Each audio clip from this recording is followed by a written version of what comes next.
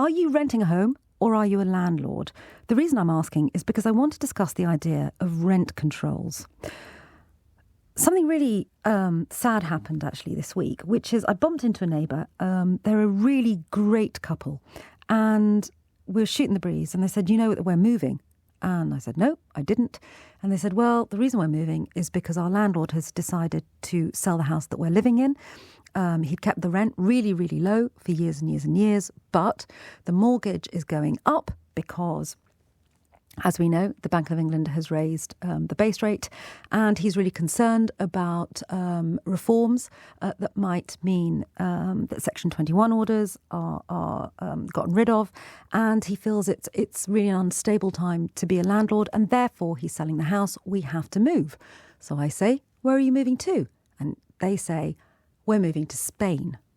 And we're moving to Spain because we cannot afford to rent in London. They were saying that to look for a 2-bedroom flat in the area in which we live, it's about £1,500 per month. But they were telling me that things are so bad that they have been outbid on every single property they have looked at. And the rents have then been pushed up to over £2,000, which they cannot afford because one of them works in the NHS and the other one is a ceramic artist. I'm absolutely gutted they are leaving our neighbourhood. They are a central part of it. I would go so far as to say they single-handedly create quite a lot of community cohesion. When I started looking into this, I noticed that Sadiq Khan had implored the Labour Party to make rent control a manifesto pledge. I don't know how practical this is. So I want you to tell me whether you think it could work. 0345 6060 973. If rent controls were brought in, would they solve the housing crisis for renters or would rent controls make it worse? 0345 6060 973. To start the conversation, I'm pleased to say I can welcome Richard Blanco, London representative of the National Residential Landlords Association and property expert, along with Suzanne Mooner, Secretary of the Social Housing Action Campaign. Thank you very much, both of you, for joining me this afternoon. Suzanne, may I start with you? Are you somebody who thinks rent controls, broadly speaking, do you think they are something that would help renters? I mean, they would definitely help renters, yes. I mean, you asked the question about whether they're key to unlocking the housing crisis. I don't think we would go that far, but we would definitely want to see rent controls being introduced. How would it work? How would a rent control system work? Well, I mean, there used to be rent controls in Britain. A while ago, there used to be rent controls that were administered through councils, and you would look at what the average wages were, and you would develop a formula whereby you would be able to calculate what is affordable in that area. I mean, I haven't got a fleshed out sort of formula for you, but that's basically how it would work. At the moment, we tend to look at affordability only in terms of comparative to the rent levels. We don't think about actually, let's look at it in terms of what people are actually earning, which is the real test of affordability. But the government formulas that they use at the moment, because there are some rent controls, for example, on housing associations, although we would like to see those frozen as well.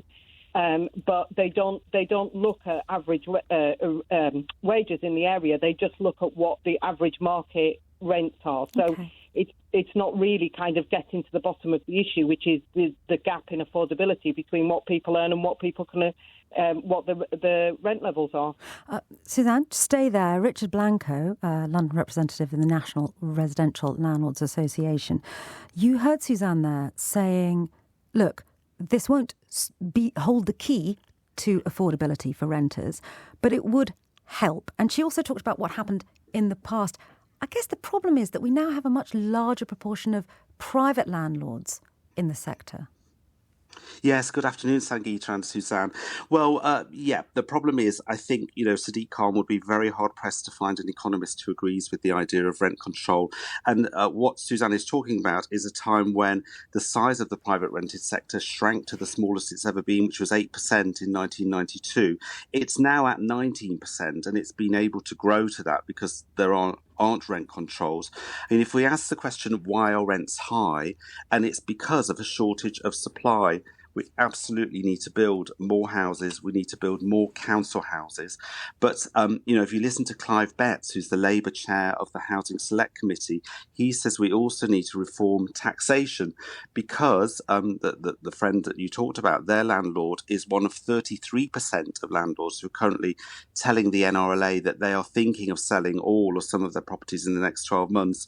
And until we reform the taxation, we're currently taxing landlords on their revenue, not on their profits, then landlords will continue to sell up, and the crisis is just staring us in the face, and it's going to get deeper and deeper and deeper. If we bring in rent controls, all that's going to happen is more landlords will sell up. It's not a solution. Suzanne Mooner.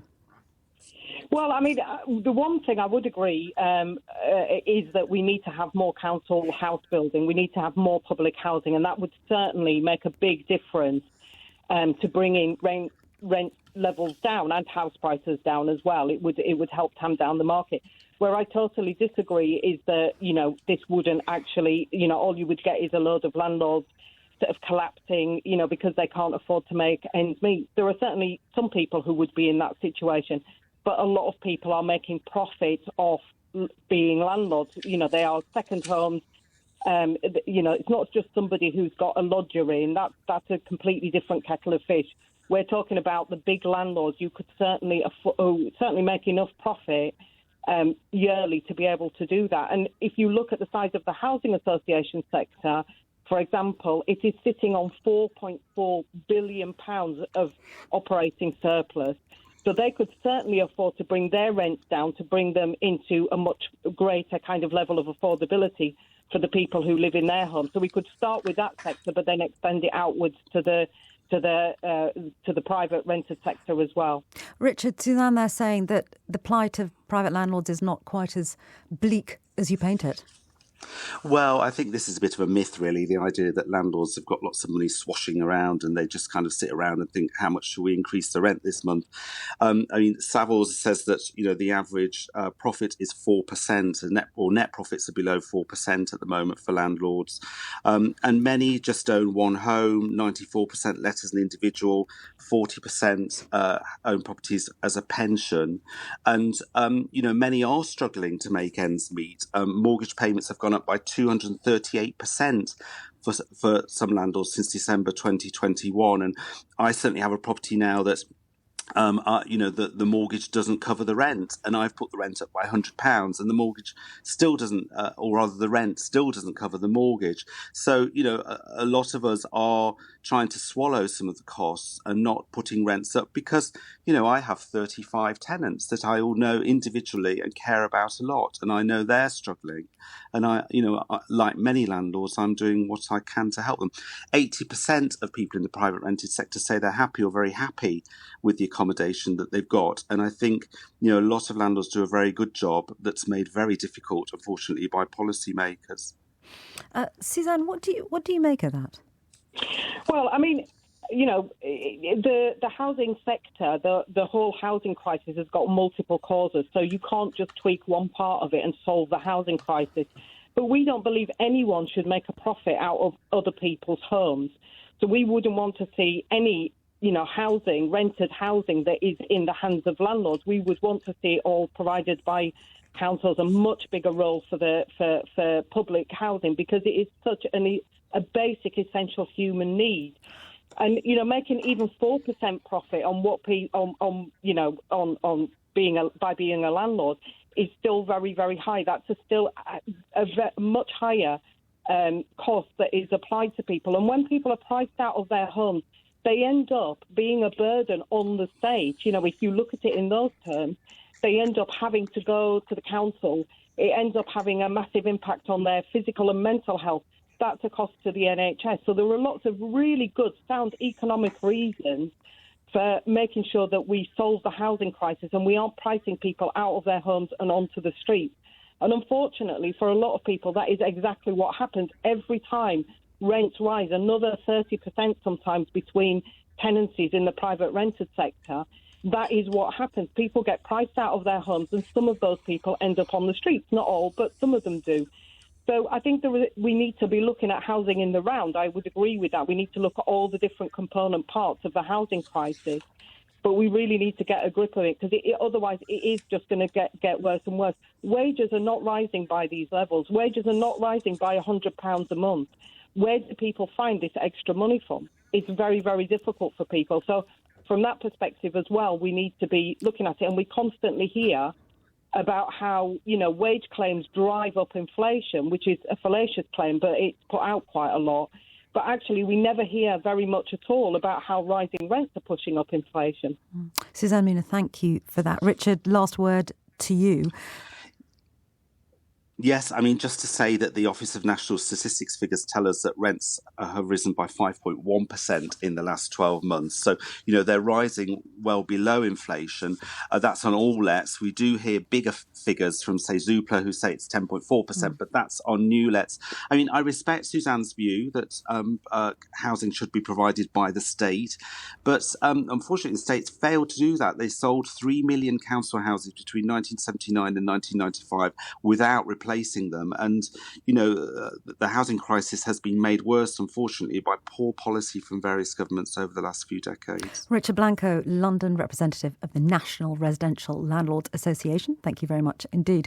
Suzanne Mooner, Secretary of the Social Housing Action Campaign. Thank you too for your time. You heard both sides of the argument there. What do you make of it? Do you think rent controls could hold the key to solving the crisis in the rental sector when it comes to housing? 0345 6060 973.